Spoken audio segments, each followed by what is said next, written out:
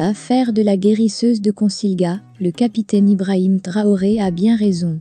Pour plus d'informations sur ce sujet, retrouvez-nous après le générique.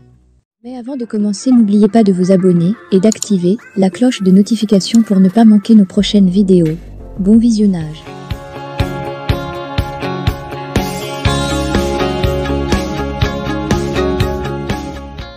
L'assaut lancé par des militaires armés avec un blindé et des véhicules pick-up au tribunal de grande instance de OUAGA2 pour libérer la guérisseuse de Consilga a suscité un tollé général et entraîné une levée de boucliers contre l'immixtion de l'exécutif dans les affaires judiciaires.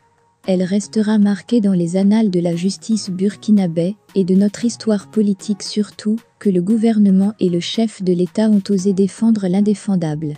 Le président de la transition, le capitaine Ibrahim Traoré, est même allé plus loin pour justifier les raisons pour lesquelles une opération militaire a été organisée pour la soustraire des mains du procureur du TGI de OUAGA2. Puis, il a proféré des menaces à peine voilées contre les magistrats. Hallucinant et yafoyi.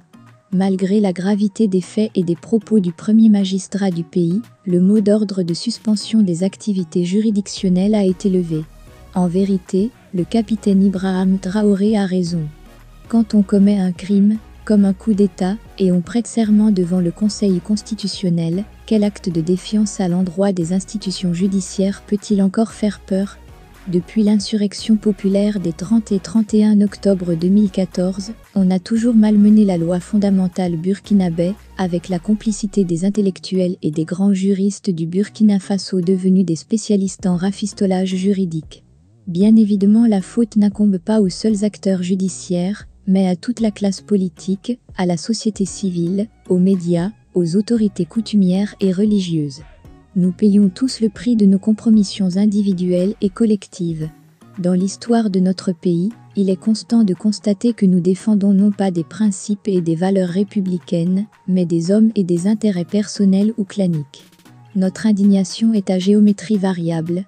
Dans ce conflit entre le pouvoir judiciaire et l'exécutif, les défenseurs de l'état de droit devraient se mobiliser comme un seul homme, comme le font les Irissi, sortez, pactasez, Weyignan, la justice est en danger, pour dire non à cette intrusion grave au palais de justice.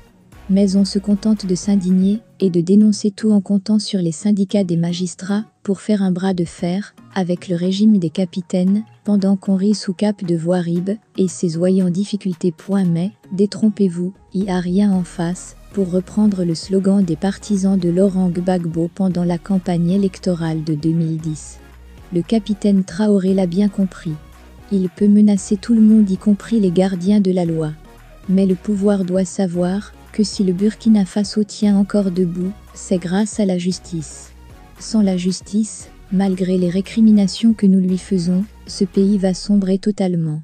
Déjà qu'on n'a pas le contrôle de notre territoire dans son intégrité, il n'y aura pas d'État sans la justice et des magistrats indépendants et en sécurité. Par Adama Ouedraogo Damis.